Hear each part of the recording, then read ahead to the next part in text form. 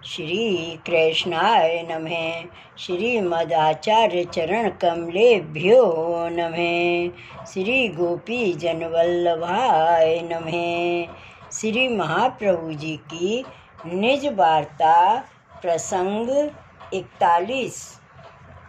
श्री आचार्य जी महाप्रभु देवी जीवों के उद्धारार्थ भूतल पर प्रकट हुए। देवी जीव दो प्रकार के हैं। एक तो श्री ठाकुर जी से बहुत दिन के बिछुड़े हैं, उनके लिए तो श्री आचार्य जी ने अवतार लिया है।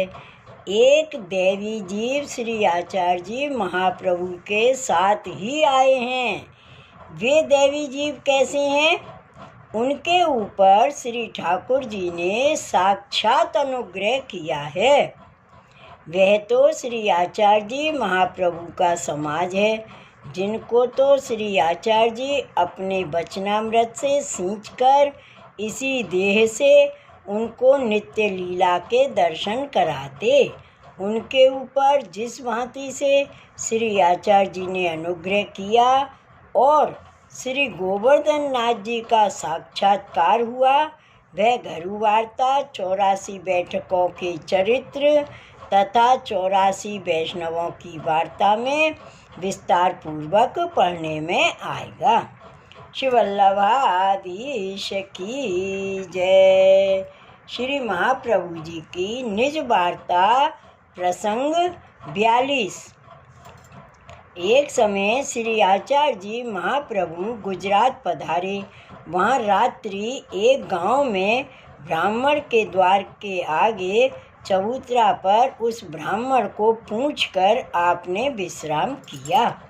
उस गांव में पानी भरने का कुआं गांव के बाहर था, इसलिए पिछली रात्रि को उस ब्राह्मण की स्त्री और पुत्र दधि मंथन करके माखन उसी बासन में छोड़ पानी भरने को कुआं पर गए।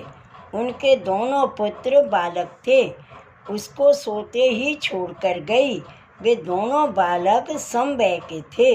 वे पीछे से उठकर उस मथानी में से नवनीत निकालकर खाने लगे। उस कौतुक के समय वह ब्राह्मण सोकर उठा।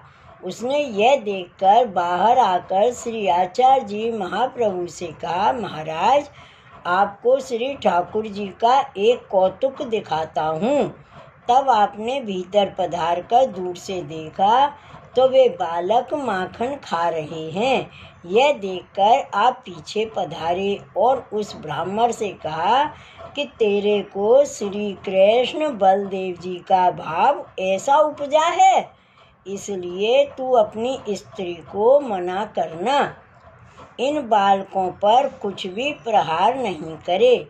स्त्री जनों का स्वभाव अति दुष्ट होता है, इसलिए आते ही इन लड़कों को लालन पालन करे, इन पर खीजे नहीं।